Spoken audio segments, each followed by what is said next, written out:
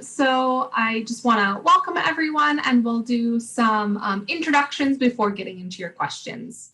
I do just want to say that this webinar will be recorded, and all of our questions, all of our answers will be recorded as well. So you can go back and look at this again later if you missed something that we said, or if you need to leave early.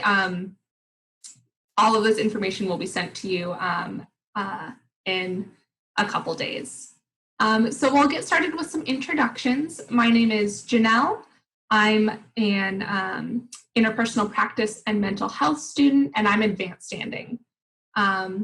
In field, that means I started my placement last September, right when I started my U of M journey. And I am finishing up in a couple weeks as I wrap up my program. For my field placement, I am at a private practice called Sun Field Center for Autism, ADHD, and Behavioral Health. We do outpatient therapy and assessments for children, adolescents, and families who are on the autism spectrum, have ADHD, or have other behavioral issues. For me, that means I do some individual therapy, and I do some family therapy alongside my supervisors as well. So I'm really excited to talk to you guys a little bit more about that experience and what it's like just going through the field process. So I'm going to pass it off to Alicia and let you introduce yourself. Thank you. My name is Alicia Sutton. I am a 16-month student, also a MicroMaster student, and in the New Leaders in African Centered Social Work Scholar Program. My field placement is at the Rackham Graduate School in the Dean's Office, working on diversity, equity, and inclusion initiatives and programs within that division of Rackham. I am a macro student, so social policy and evaluation and community and social systems is my focus, and I would love to share my experience with you all. We'll get more into that as the evening goes along, and I will pass it along to Alberto. Hi, everyone. So my name is Alberto Martinez. I am a management of human services, human services student, but I'm also focusing on aging and families. Apart from that, I am also a geriatric scholar, so my focus is on aging adults. I am a 16-month student, and I had the pleasure of doing, or will be doing, ending in December, this is when I graduate, 2 field placements, which is based on my geriatric scholarship program. So my first placement was at Huron Valley PACE, which was an all-inclusive day center for the aging, with a focus on memory care. And now I am working or interning at Sage Metro Detroit, which is a nonprofit that works and services aging adults that are LGBTQ. And so that's where I'm at now. I'm doing a lot of different supportive services like programming, food delivery, programming, social isolation, and just different policy initiatives and advocacy around getting them services. So yeah. Thanks so much, guys, for your introductions. I do just want to quick mention in the Q&A, you can both ask your own question and you can upvote other people's questions. So if you see something on there that you would also really like answers, feel free to click the thumbs up button and that'll bring it to the top of our list. So we might be able to get to it a little bit sooner. And feel free to keep giving us those questions as we are answering, because we will try our best to get through all of them today. So this first question that I have up is asking about, Bertie, specifically for you, the experience of being in gerontology and how that process looks with that program. So could you speak a little bit to that? Yeah, so the Geriatric Scholarship Program is a program that you apply for. It's a scholarship, and based on whether you get in or not, for me, it's 2 field placements, but that might look different this coming year. So definitely, if you are interested in applying for the Geriatric Scholars Program, I would look at the requirements and see what the requirements are. Um, it does come with funding; they do cover part of your tuition. For this year, I know it was 2 field placements. That's why I am getting 2 field placements. But again, if you're interested in that program, that might look different moving forward. Um, so the experience applying for that field placement, there is a statement of purpose that you have to do, that sort of gives you an opportunity to describe what are your goals, what are your professional skills that you want to obtain, and definitely what area you want to work in. So definitely using that statement of purpose to really be concise and clarify maybe what population you want to work with, what environment or type of work you want to do, what skills you bring, and then what skills you hope to gain. Because as much as you bring your own skills, you also want to gain skills from a placement that you're seeking. For me, I found my faculty field advisor very helpful. We were able to work out my second internship, where I was able to find an internship that specifically worked with the aging population on intersections of LGBTQ challenges. And so field faculty are very open to listening to some of the wants that you want, and definitely self-advocating for yourself. But it's not a very difficult, I don't think it's a very difficult process. It's definitely, you'll be working with the field office. They will reach out to you, letting you know like, hey, it's time to apply for your field placement. And they're definitely going to help you go through that. And they'll help you, guide you with that process. Thanks so much, Birdie. So that was, I hope that was helpful for those looking into those specific types of placements.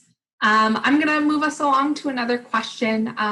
Someone asked, what remote opportunities have you had or heard about in your field placements? So Alicia, I don't know if you have any experience with this or if you can speak to this a little bit. Yes, so some of the remote activities we had, well, my field placement is a little unique. A lot of the work we did was computer-based anyway. So when we transitioned, we just kind of kept doing what we were doing. But to supplement some things, the Office of Field Education sent out some suggestions about what we could do. A lot of them were reflections. They sent out, I believe, like online courses we could take. So LinkedIn Learning was something that we could partake in. There were volunteer opportunities through different centers. Like I said, mine was pretty much the same. And then there were a lot of, if your supervisor approved it, different campus events that were online we could participate in also. So it just depends on what your field placement is, and also just talking to the supervisor about what's available. So even though the Office of Field Education sent things out about what we could do remotely, we still had to work that out with our supervisors. Yeah, I've actually, my internship pretty seamlessly moved online. So maybe I'll start with just speaking a little bit about what I was doing kind of on the day-to-day in my internship. So when I was in person, I started out just doing a lot of observations, reading through different manuals we had, sitting in on sessions of other clinicians to kind of get a feel for what my placement looked like, how people kind of interacted. And then as time went on, I started to gain my own clients and do some individual as well as some like co-therapy with my supervisor. And that's kind of when COVID hit. So that's when I moved online.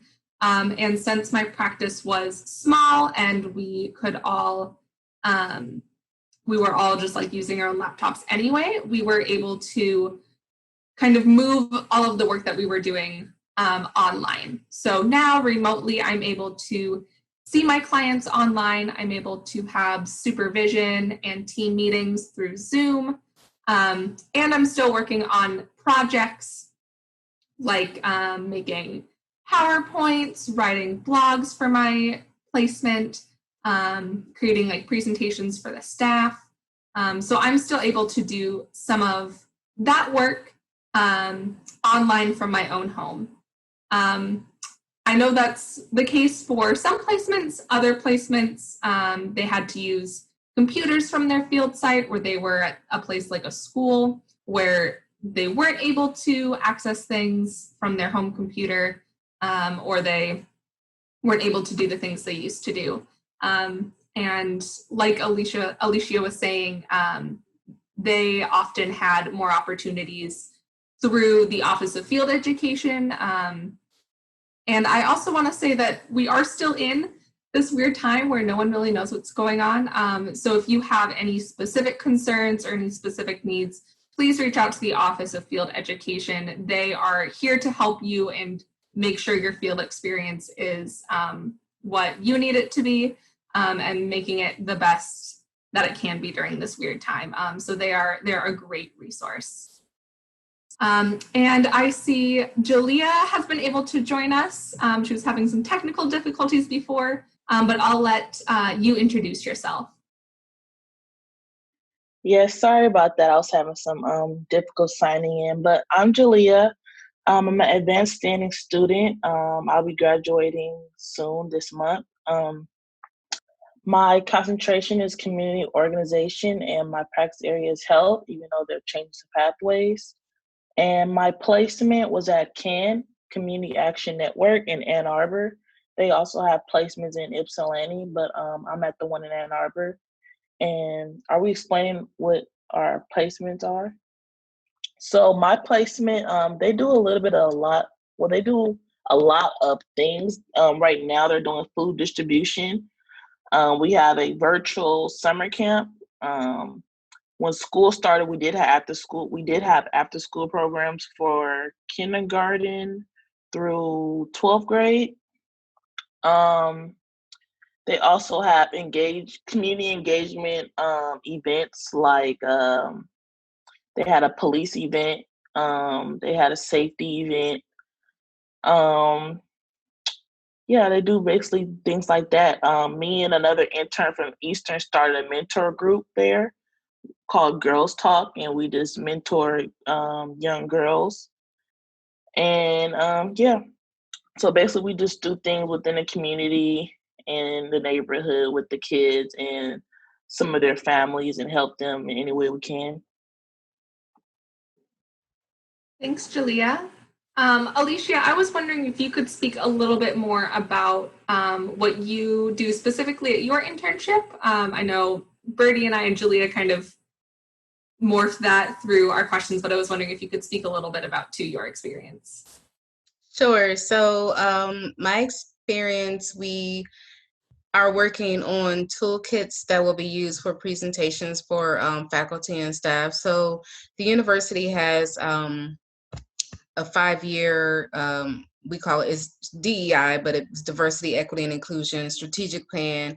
And each department across campus has their own diversity officer or representative.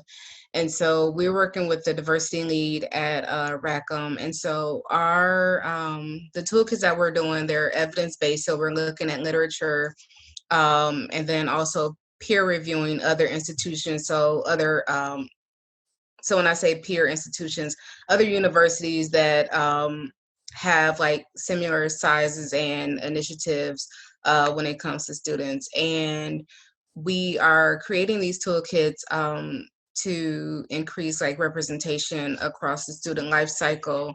So the first one we started off with had to do with school climate, and then we have one for holistic admissions, and there's another one for recruitment, and then we will do possibly retention and then alumni engagement. And so it is a group project, so there are currently 4 of us working on it. We just added another intern during the winter semester. So when I started, there were 3 of us, and then now there are 4. And we also have additional assignments. So we serve on various committees and have outside projects. So we have the group project, and then we have individual projects. So 2 of mine are serving on committees. So one is SCORE, is the Students of Color of Rackham, serving as a first year representative.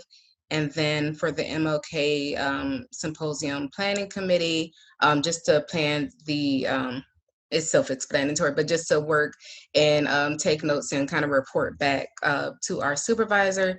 And then most recently been working with ODE, which is the university's Office of Diversity, Equity, and Inclusion, on a program. Well, we're consolidating programs and resources for students, faculty, and staff that are African-American, anti-racist curriculum type information. So that is it in a nutshell. Just a lot of research. My field supervisor is a PhD, so we do a lot of literature review. I feel like I should have just gone for the PhD program at this point because that's what it feels like. But it's really good information to have. And then one good thing about that, working at Rackham, like we have a really good, our supervisor is very supportive. So if there's like something of interest that we want to do, that's pretty much how we got to choose our assignment. So they weren't really assigned to us. We just kind of we went based off of what we were interested in. And then if there was anything that kind of took us outside of our comfort zone, then we were kind of encouraged to take on those responsibilities. Thanks, Alicia. So hopefully you all have a little bit of an idea about what the 4 of us kind of do on our day-to-day basis at Field. Our next question is one that I'm going to open up to anyone who has an answer. It's, what do you wish you had known about Field before you started?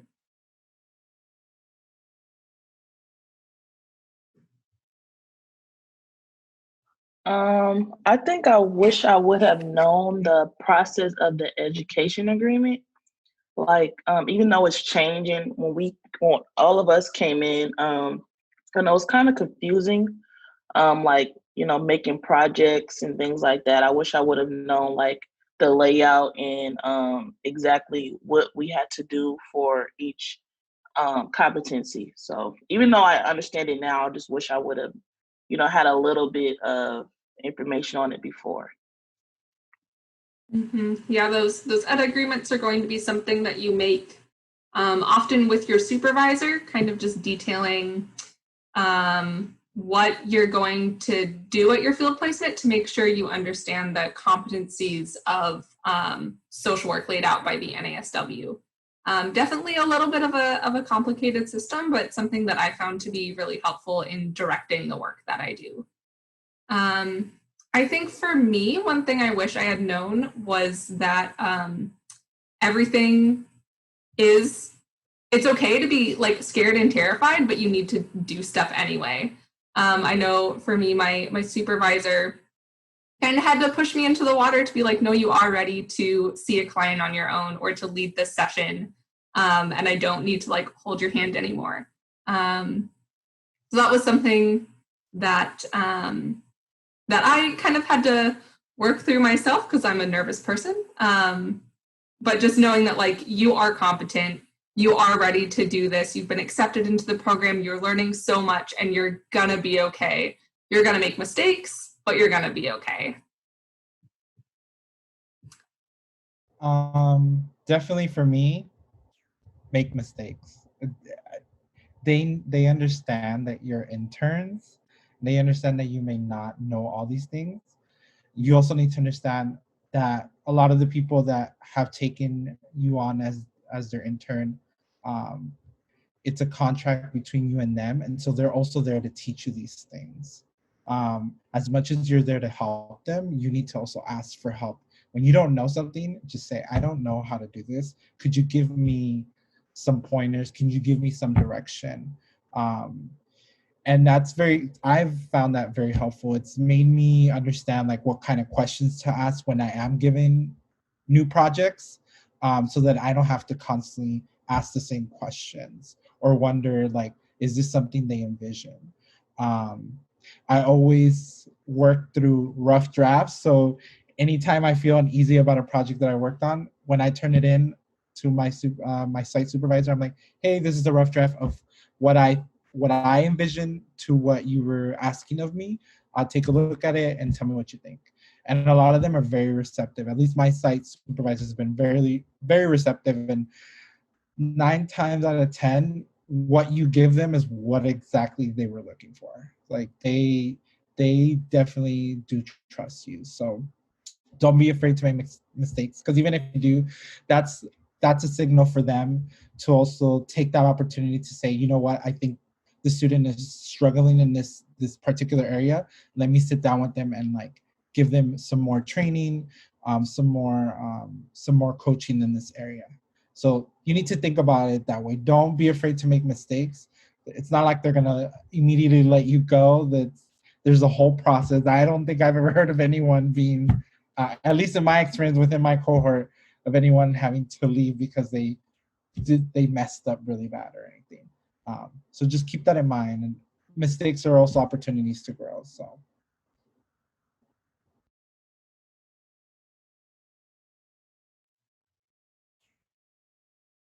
I think one thing I think I would have known before, like Rackham is so big and they do so much. I wish I would have been a little more focused and had an idea of what I wanted to do, but I have a caveat. So I had quit my former job a week before, not even, was it about a week before orientation started?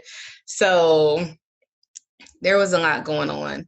But one thing that I did do, because I'm such a giver, I created an MSW reflection guide for future interns that come through our field placement. So it was only supposed to be like 10 pages and it ended up being 20.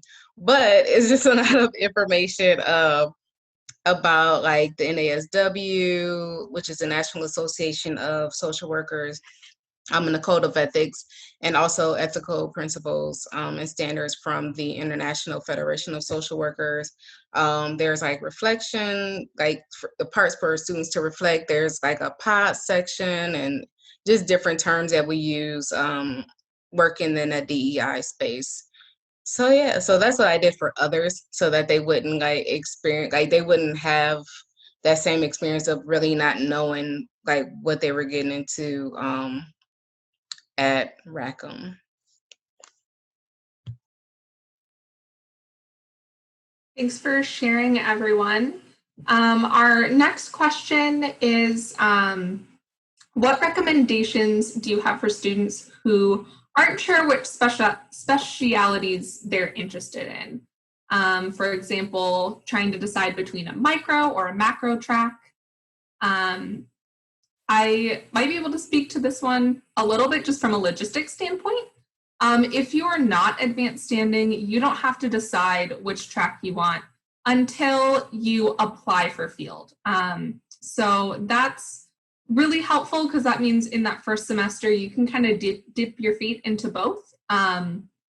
Maybe take a micro class or a macro class, talk to people in field placements in both of those, talk to just students who are kind of already decided. I was pretty set, so I can't speak personally to this, but that's kind of what I heard from some of my fellow colleagues. Alicia, Birdie, or Julia, do you have any other suggestions for people who are trying to make that decision?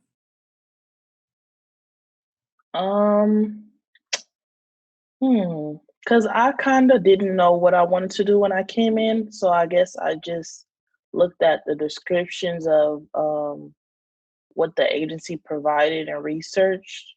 So I guess I would just recommend to research what you really what you're interested in, what you're passionate for, and maybe I don't know, contacting people and asking them what the agency provides, maybe to see if that's what you're looking for. Hopefully that helps.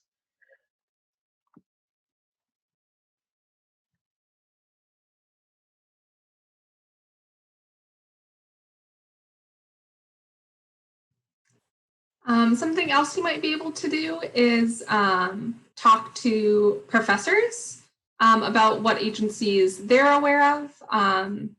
Maybe professors both in macro or micro, or if you come into contact with some professors who dip their feet in both, they might know some agencies that can provide you with the experience that you really are looking for. Again, I'm gonna point you to the Office of Field Education as well.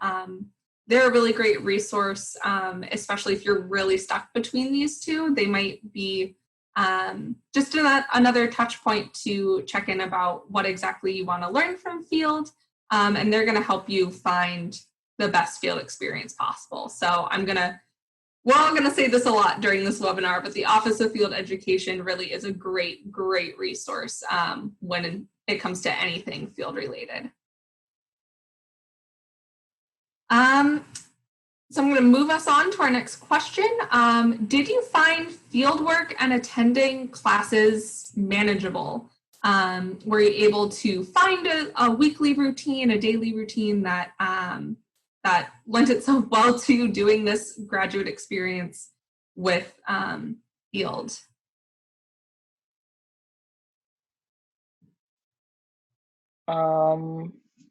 For me, I tried to make sure that my classes and field days were on a different days, so I wouldn't have to go from class to field or field to class.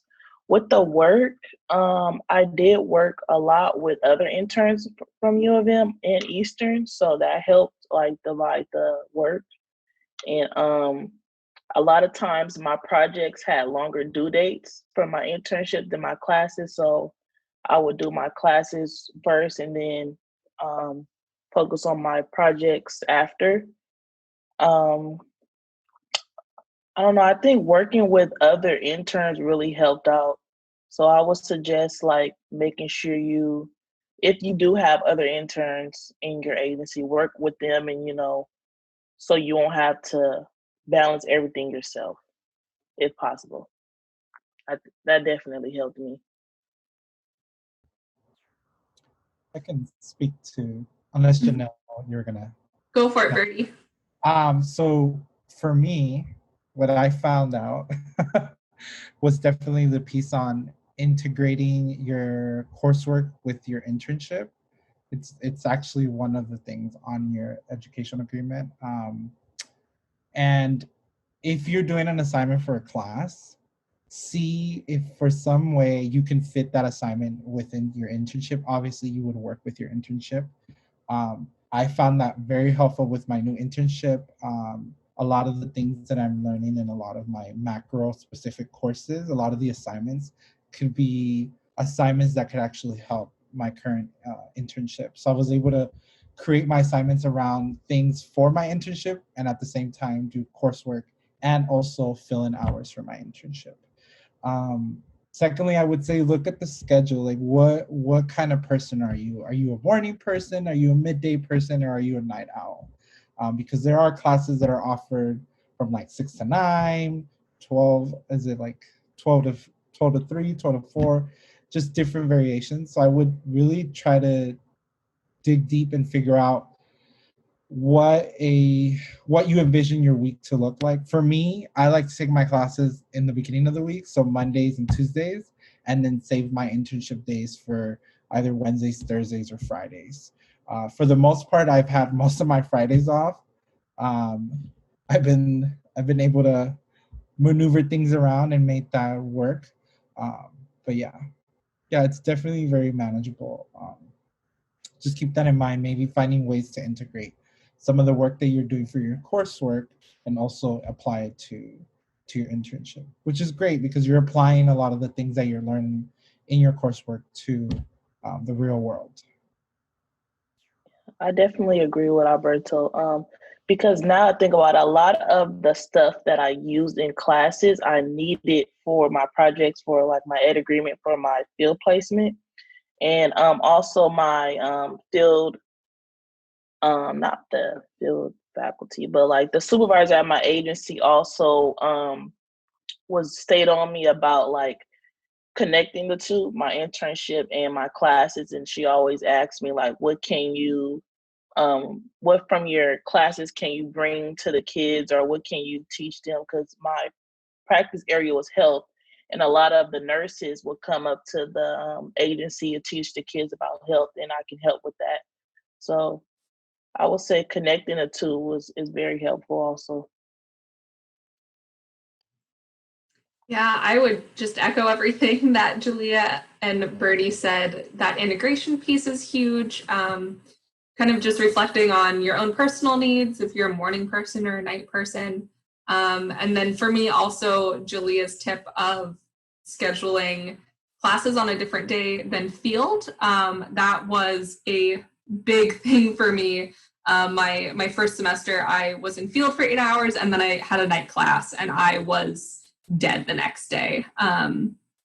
Of course, everyone is a little bit different, and that might work for you. It definitely didn't for me, though. So that's, a big thing is trying to divide up your days between classes and field.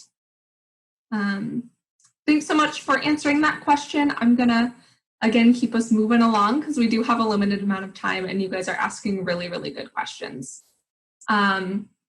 So our next question is, what is the interview process for field, and how should we prepare for it?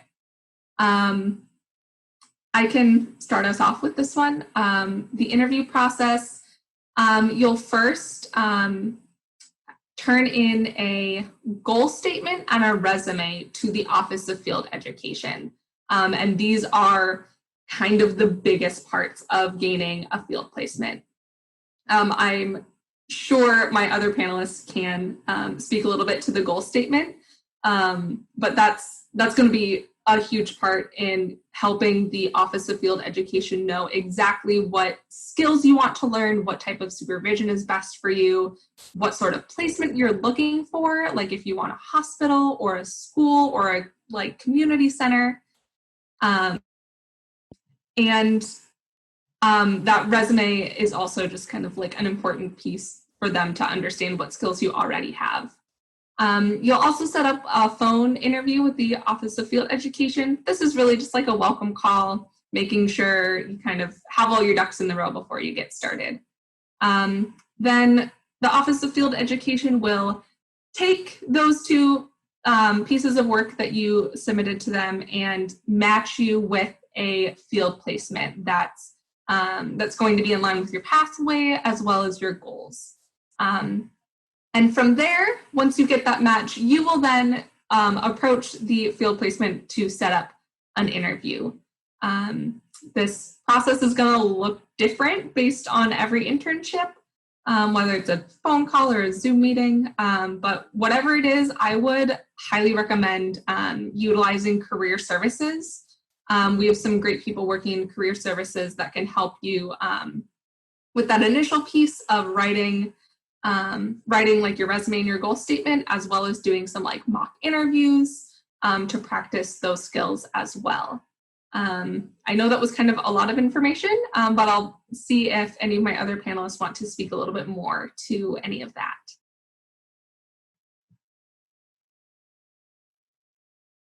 I think you answered it pretty well. I know the goal statement is just you telling the agency and your supervisors like what you want to do with social work and what you plan on focusing on in your field and what you're passionate about, your interests.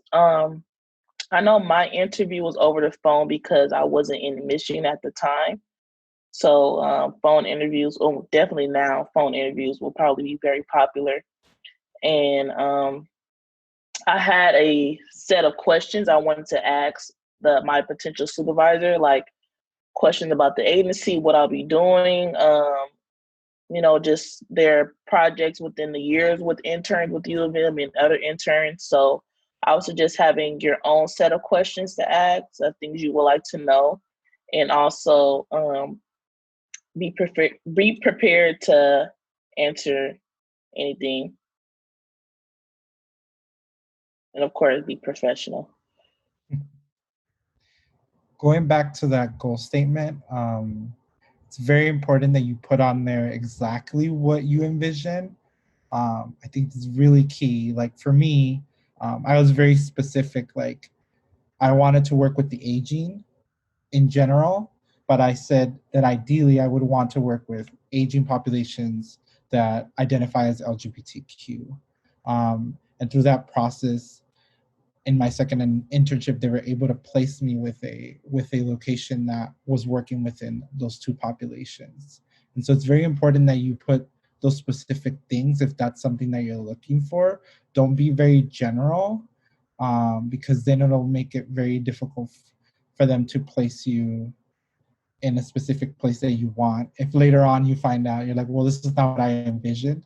And so definitely pay attention to that goal statement. Make sure that you clearly outline, like, this is what I envision to be doing. This is why I want to do it, and so forth and so on. But again, they'll work with you regardless. So just make sure that you make it a point in your goal statement.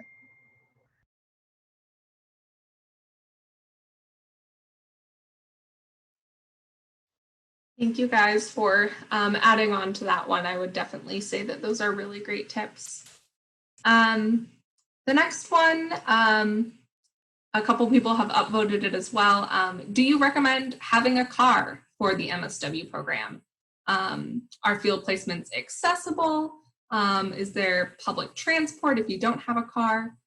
I don't know what you guys are doing with that, if you have a car, if you're using public transport, but either way, I'd love to hear about your experiences.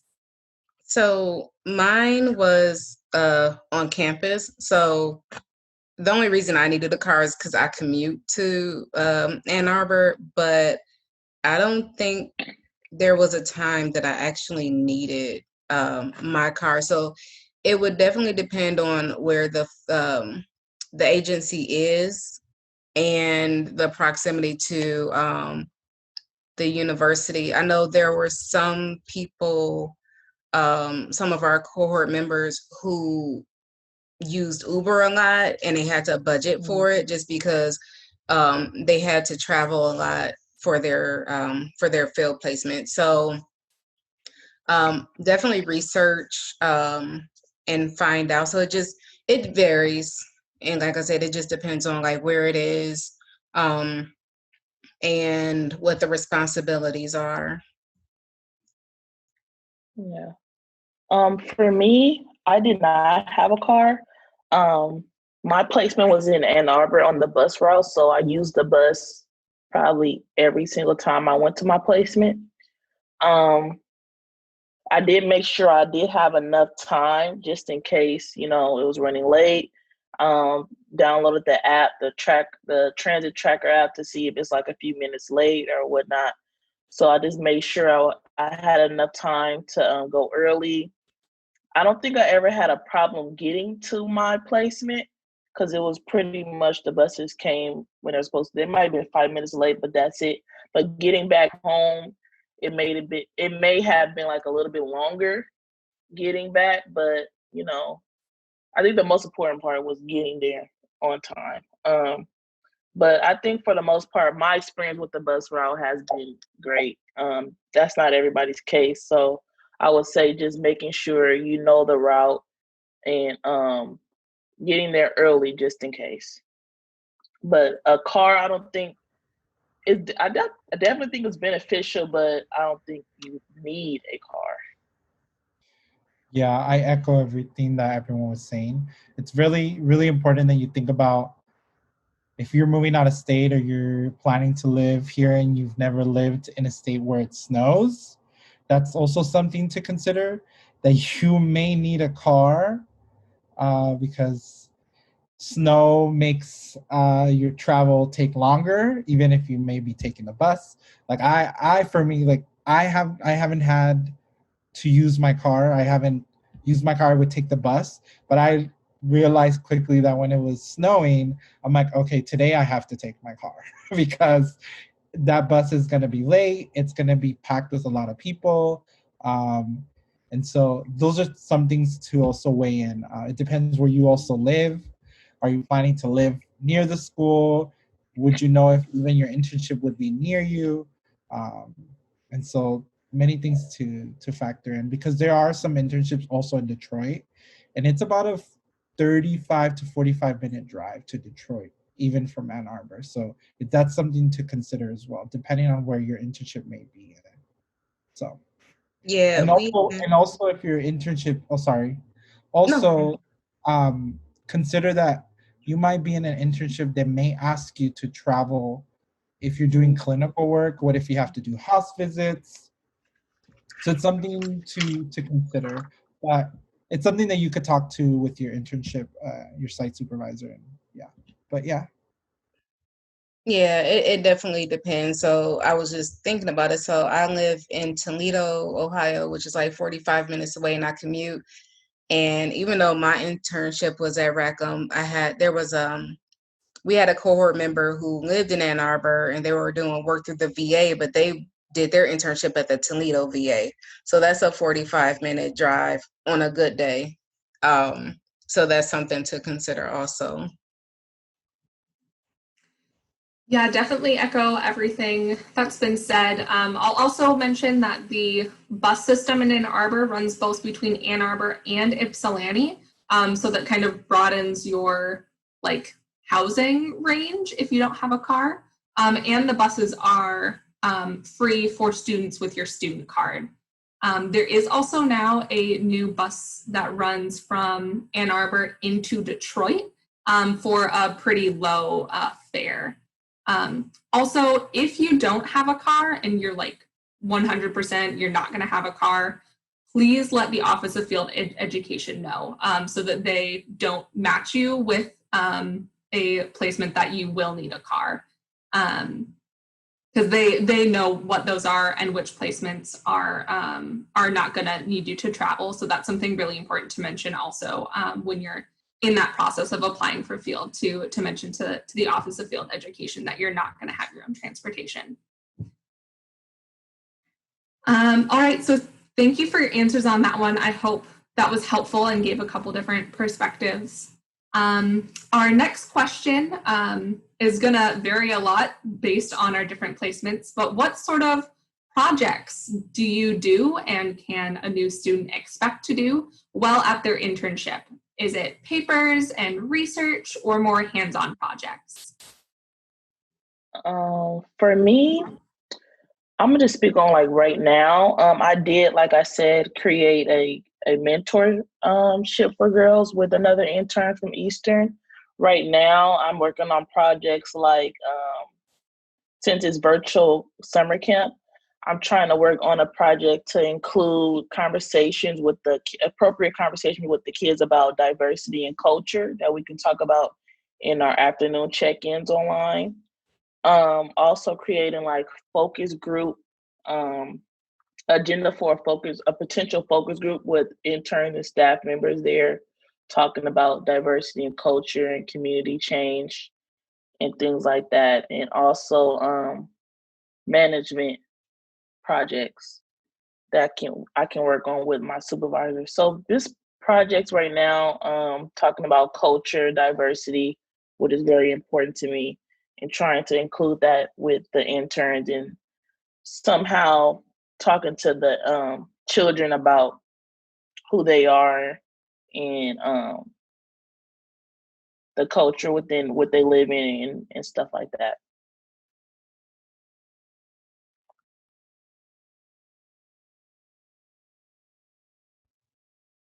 For my field experience, it's been Mostly research and presentations, and then just assisting with, like when we were in person, assisting with different events that were going on. So there were times where the dean's office would put on like a symposium for other faculty around campus. We would assist with that and get free food. So that was dope. What else? And then you get to meet a lot of people too. So it again varies. It depends on your field placement. With mine being at Rackham, is they're dealing with it's the graduate school, so it's very academic based, higher education. And so my experience would be vastly different than somebody else doing work at I know in some other department on campus, and it also varies based on the needs of the agency that you're going to work with too. I think for me, so because I had two internships. My first internship, I felt like I did both micro focus work and macro focus work. So a lot of my micro focus work included doing assessments, intakes, house visits, doing cognitive assessments. Oh my gosh, talking to different some of the different clients that we worked with. And then on the macro sense, I would then work in the enrollment department and do strategic planning reports based on how many people were enrolling into our programs and services, how many were disenrolling, and sort of putting together different reports to report back to the board and senior leadership. So those are some of the things that I did in my first internship. The second one is very more macro focused. So I've been doing some grant writing, set up background check processes and liability pieces for insurance, grant seeking and research, helping to support program expansion that included like planning for food delivery, virtual socials, outreaching to different agencies, talking to them on the phone, setting up different virtual meetings to see how we could collaborate to better support our aging population. There's just a long list. Putting together a rainbow resource guide of different resources and providers that are LGBTQ affirming. Yeah, and just it's just a variety of things. It also depends, like Alicia said, depending on the needs of the organization that you're interning at. But yeah. Also to add, going back to the question about connecting our classes to our internship, I did do a project last semester that it was like a one-pager talking about the impact of COVID-19 on low-income communities, because I do work around a low-income community. So I basically used one of my assignments for my educational agreement for my class that just talked about like the impact that COVID-19 had on these communities and what resources that my internship has for those communities, like food distribution and rent help and things like that. So I also did information on how to help the community and other agencies that also do the same thing. My projects looked slightly different. I've only done macro work, I've only done micro work. So kind of the main thing I was doing at Field was observing and conducting individual therapy sessions. But when that wasn't happening and I had time to fill, I was researching different modalities of therapy, new like activities to do. I work with kids, so like activities, fun ways to present concepts from like CBT and mindfulness. I was also doing work in researching like special populations, or how our population of ASD, autism spectrum disorder, how that was integrated with other identities. So looking at like giving presentations to the other staff members about ASD and the LGBTQ community, or ASD and comorbid diagnoses like depression and anxiety, so that our whole staff kind of learned a little bit more about those things. So you're going to do a lot of different stuff depending on where you are, I guess, is kind of the short and sweet answer to that question. But all of it is really great learning experience for sure. All right, I do want to say we're scheduled to go to 7. We'll probably go a little past that because we've got a couple more questions to answer. But if you do need to leave before then, this is recorded and our answers will be posted as well. So you'll be able to go back and see any questions that you missed if you do need to head out early. Our next question, do field placements ever hire students back to work after the student graduates? Does anyone want to start us off on this one?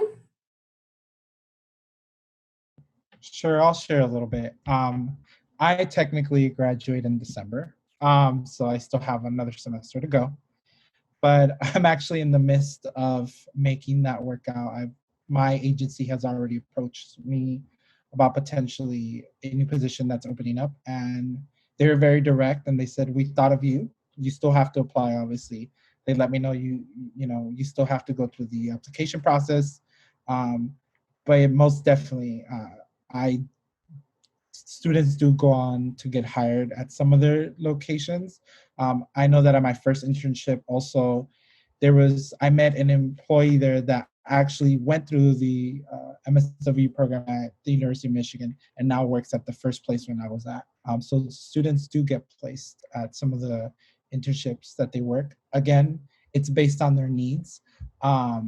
So you would just have to look around. It doesn't necessarily always mean that that the same internship you're working for is going to hire you, because it's based on their needs and what they're capable, but it's not unheard of. So.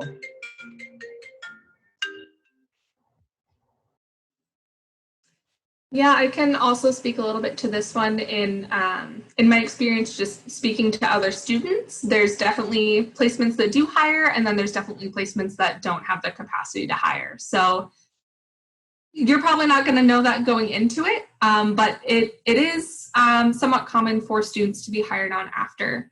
My current placement does have a history of hiring on interns, and like Bertie, I'm also going through that process of what it would look like to continue working at my placement. But that's also something to think about if you know your internship has a history of that, or if they approach you or you want to approach them. What type of work do they do? Is this something that you can see yourself doing as a career, or was this a really great learning experience and now you want to move on and do something else? So even if you have the opportunity to, that doesn't mean you have to, if that's not what you want to do. I don't know, Julia or Alicia, if you want to speak to that at all. Otherwise, I know we're getting pretty close to the time, so we can move along.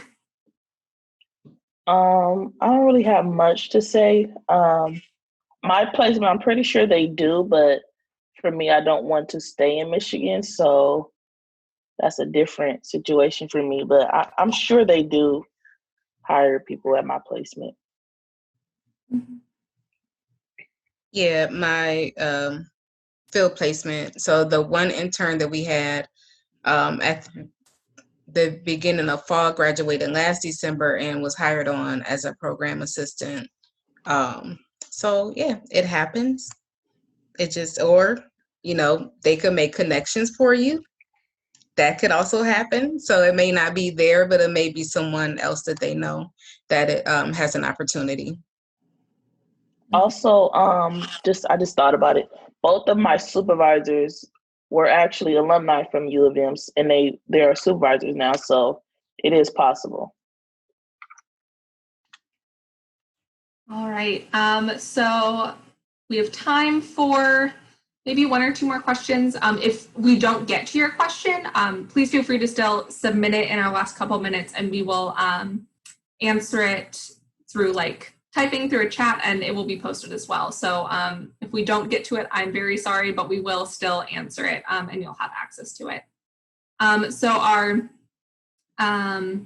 this next question, for those trying to go more of a clinical route, where do you see the greatest need for interns in the age of COVID and the near future?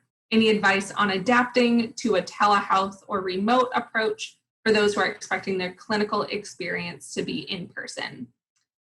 So I can try to speak to this one, as I am one of our few clinical students on this panel.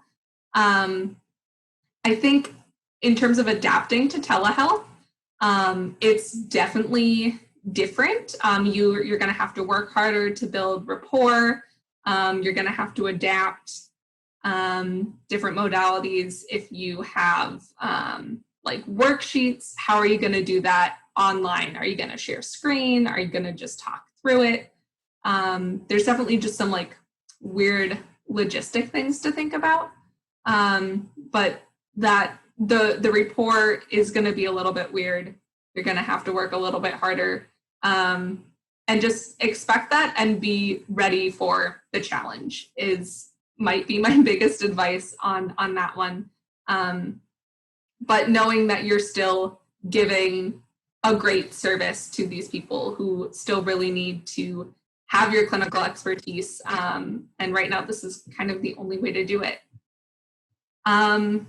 Where the greatest need is for interns is a really interesting question.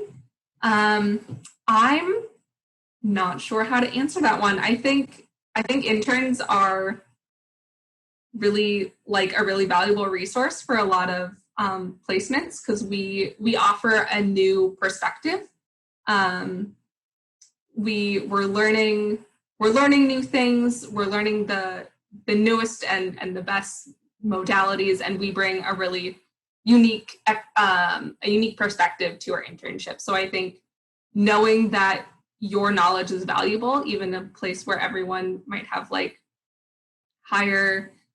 more experience or more like letters behind their name, your knowledge and your expertise is still really important during this time.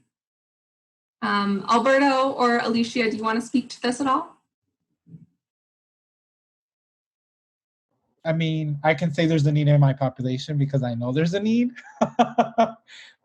Whether there's, because there's a good amount of agencies that work with the aging within the School of Social Work. So there's opportunities to work with the aging if that's an area of your focus. But yeah, I don't know if there's like, if I could really break down all the different needs or different settings that need needs. I don't know if that question maybe has to do with like, maybe is there enough internships to go around? And there's definitely enough internships to go around. So also don't feel like, oh my gosh, like there's not enough internships to go around.